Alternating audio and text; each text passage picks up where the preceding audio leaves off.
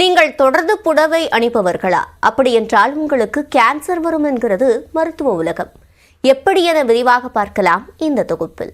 தமிழ்நாடு மட்டுமின்றி இந்தியா முழுவதும் மனிதர்களின் வாழ்வில் பின்னி பிணைந்துள்ளது சேலை. பெரும்பாலான ஏழை பெண்களின் உடையான இந்த சேலைக்கும் தற்போது சிக்கல் ஏற்பட்டுள்ளது. ஆம், சேலை கட்டுவதால் கேன்சர் வரும் என்கிற அதிர்ச்சி தகவலை வெளியிட்டுள்ளது மருத்துவ உலகம். பிரிட்டிஷ் மருத்துவ இதழில் இது தொடர்பான ஆய்வுக் கட்டுரை ஒன்று வெளியிடப்பட்டுள்ளது. கணுக்கால் வரையிலான உள்பாவாடையை கட்டும் பெண்கள் அதன் மேல் சேலையை கட்டுகின்றனர். நாடா கொண்டு இடுப்பில் இறுக்கமாக கட்டும் உள்பாவாடை காரணமாக சில பெண்களுக்கு இடுப்பில் ஒரு உராய்வு ஏற்பட்டு தோல் அலர்ஜி ஏற்படுவதாக ஆய்வுக் கட்டுரையில் சுட்டிக்காட்டப்பட்டுள்ளது. ஒரே இடத்தில் இறுக்கமான முடிச்சு, வியர்வை, அழுக்கு மற்றும் தொடர்ச்சியான பயன்பாடு ஆகியவை காரணமாக இடுப்பை சுற்றியுள்ள பகுதியில் நிறம் மாறுவதாகவும் அதன் பின்னர் அதுவே வீரியமிக்க புண்ணாக மாறுவதாகவும் தெரிவிக்கப்பட்டுள்ளது.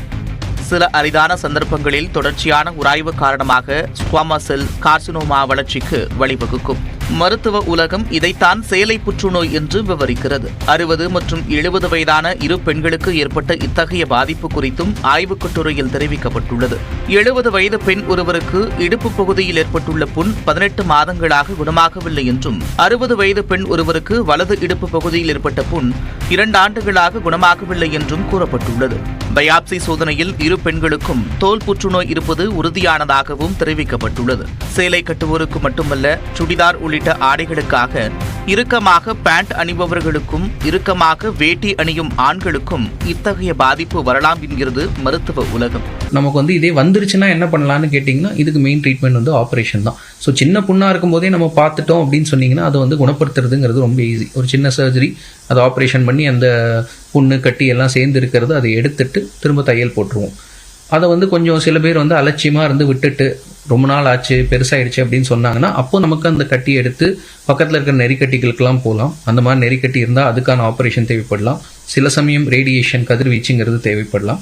அதே மாதிரி அந்த ஆப்ரேஷனை பண்ணும்போதே ரொம்ப பெரிய ஒரு புண்ணாவோ இதுவாவோ இருந்தால் பக்கத்துலேருந்து சதை எடுத்து வைக்கிறது, ஃபிளாப் சர்ஜரின்னு நம்ம சொல்லுவோம். அந்த மாதிரியும் சில நேரங்களில் தேவைப்படலாம். சரி, இதற்கு என்னதான் தீர்வு? பெண்கள் உள்பாவடையை மிக இறுக்கமாக கட்டுவதை தவிர்க்க வேண்டும். மேலும் அகலம் குறைந்த நாடாக்களுக்கு பதில் அகலம் அதிகமான நாடாக்களை பயன்படுத்த வேண்டும். இடுப்பின் ஒரே இடத்தில் நாடாவை கட்டுவதற்கு பதில் மேல் பகுதி, கீழ்ப்பகுதி என இறக்கி கட்ட வேண்டும். வெளியிடங்களில் அதிக நேரம் வேலை செய்வோர் இடுப்பு பகுதியில் வேர்வை மற்றும் அழுக்கு சேராமல் சுத்தம் செய்து கொள்ள வேண்டும் என்கின்றனர் மருத்துவர்கள். இவை அனைத்தையும் விட இடுப்பு பகுதியில் தீவிர அரிப்பு இருந்தால் உடனே மருத்துவரை அணுகி சிகிச்சை பெற வேண்டும் என்றும் கூறுகின்றனர்.